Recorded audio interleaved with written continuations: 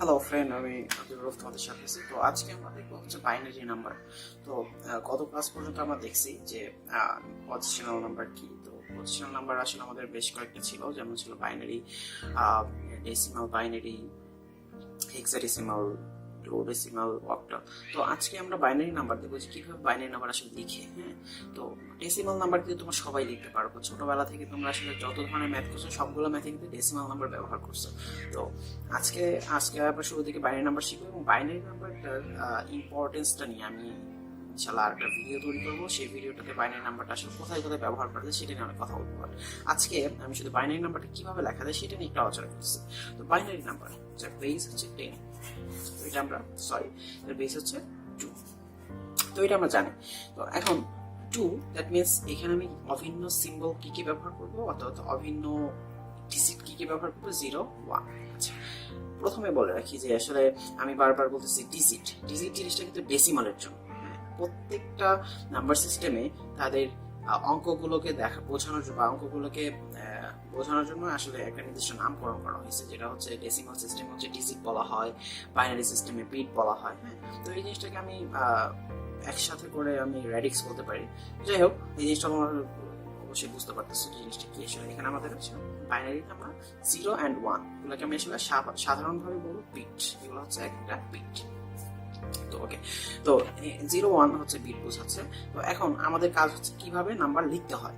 তো এখন একটা জিনিস খেয়াল করো, তোমরা যখন ছোটবেলা যখন নাম্বার লেখা শিখলা ডেসিমাল সিস্টেমে, তখন কি করতে 0 লিখতা, 1, 2, 3, 4, 5, 6, 7, 8, 9, দেন আবার কি আসতো। তোমরা দেখো, তুমি কিন্তু সবগুলা অঙ্ক ব্যবহার করে ফেলছো। কয়বার করে? একবার করে।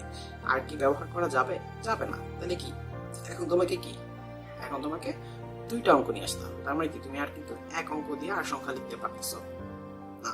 তো এই জিনিসটা যদি বুঝতে পারো তাহলে হয়ে যাবে। এই জন্য আমরা কি করি, এই জন্য আমরা একটা 1 নিয়ে আসি, দেন আবার 0। আচ্ছা, এই যে এই 1টা কি বোঝাচ্ছে? এই 1টা বোঝাচ্ছে যে আমি অলরেডি 0 একবার ব্যবহার করে ফেলছি। ওকে, তো এরপর কি আসবে? 11, 12, 13, হ্যাঁ, এইভাবে চলতে থাকবে কতক্ষণ? এইভাবে চলতে 19, 19, 20। দেখো একটা জিনিস খেয়াল করো যে আমাদের কি আসলো, যে আমি 0 থেকে 9 পর্যন্ত একবার ব্যবহার করলাম, আবার 0 থেকে 9 পর্যন্ত ব্যবহার করলাম। কিন্তু শুরুতে কি ছিল? শুরুতে এই যে 0-র আগে কিন্তু 0 ছিল, তাই না? এই জিনিসটা আমরা লিখি না, কারণ কি এটা আসলে লেখার দরকার হয় না, এটার কোনো ভ্যালু নাই। যে জিনিসটা ভ্যালু নাই সেটা আসলে আমরা লিখি না। তো এই 0টা বোঝাচ্ছে যে আমি এই লাইনটার আগে আমি 0 একবার ব্যবহার করি নাই, এই লাইনটার আগে আমি 1 একবার ব্যবহার করি নাই। বাট এটা কি বোঝাচ্ছে? এটা বোঝাচ্ছে যে এই লাইনটার আগে আমি অলরেডি 0 একবার ব্যবহার করে ফেলছি, তাই না? তো এই জিনিসটা যদি বুঝতে পারো, তোমাদের কাছে সংখ্যা পদ্ধতি জিনিসটা আরো মজার লাগবে। মানে আসলে আমাদের ধারণা যে আইসিটি হচ্ছে খুবই রসিন একটা সাবজেক্ট, কিন্তু তোমরা একটু যদি চতুর হও বা একটু যদি তোমাদের চিন্তা শক্তি যদি প্রখর হয়, তো তোমরা জিনিসটা আসলে এনজয় করা শুরু করবা।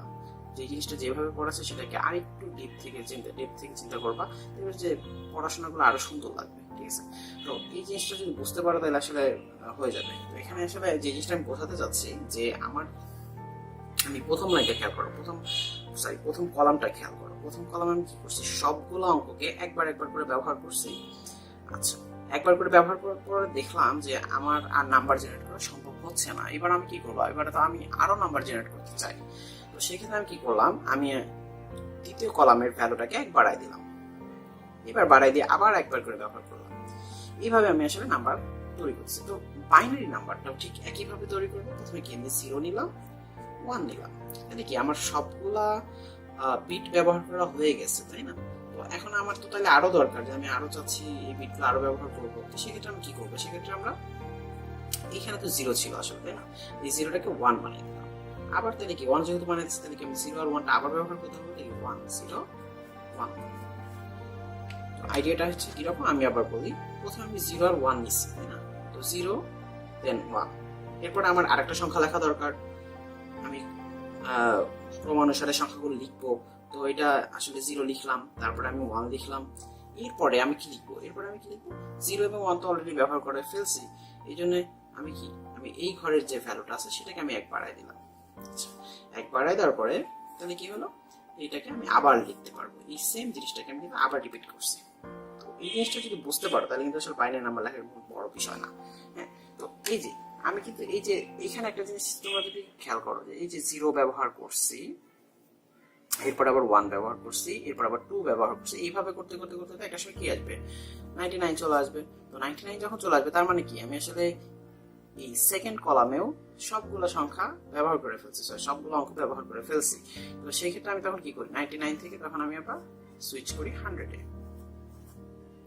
তো এইখানেও জিনিসটা এরকম না যে আমি সেকেন্ড কলামে কিন্তু জিরো এবং ওয়ান দুইটাই ব্যবহার করে ফেলছি, দ্যাট মিনস আমার এবার থার্ড কলামটা ইউজ করতে হবে। থার্ড কলামের জন্য আমি সবগুলো জিরো দিয়ে নিই, এবার এই জিরোগুলোকে এবার ওয়ান করে দিব, দেন এই পুরো জিনিসটাকে আবার রিপিট করবো। পুরো জিনিসটাকে রিপিট যদি করা যায়, 0 0 0 1 1 0 1 1। তো আসল বিষয়টা কি, আসল বিষয়টা হচ্ছে যে এই জিনিসটা জাস্ট চেঞ্জ হয়েছে, জিরো গুলা জাস্ট ওয়ান হয়ে গেছে, আর পুরো এই জিনিসটাই এইখানে চলে আসছে। আশা করতেছি যে তোমরা আসলে বুঝতেছো। তো যদি না বুঝে থাকো আমাদের নেক্সট ভিডিও দেখো।